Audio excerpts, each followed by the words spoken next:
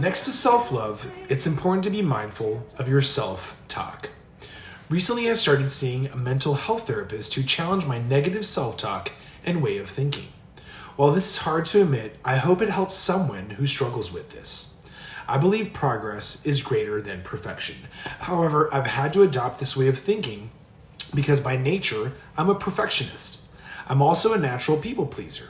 I love making others happy, and if I sense that I'm letting someone down, I get in my head about it.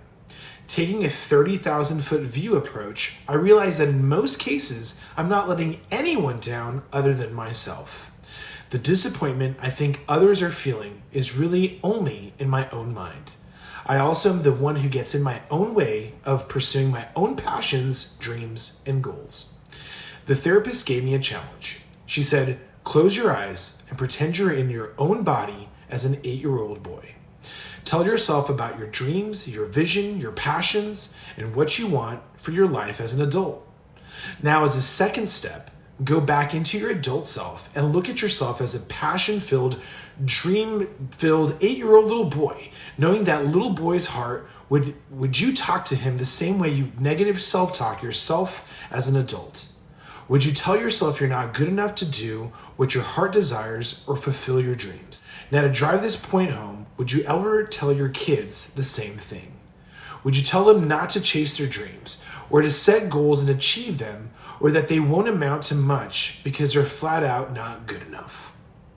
I hope by now you realize that there's nothing okay about talking to oneself or anyone like this.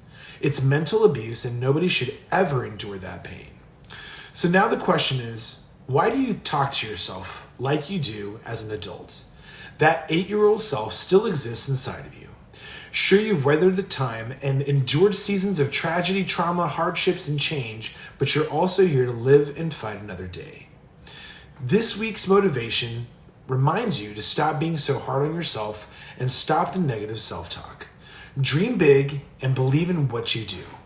Be creative, be excited about that creativity, spread your joy about the exciting things you're working on, and if someone attempts to show you adversity and crush your dreams, then tell them they're wrong and that they're entitled to their own opinion and you're entitled to yours.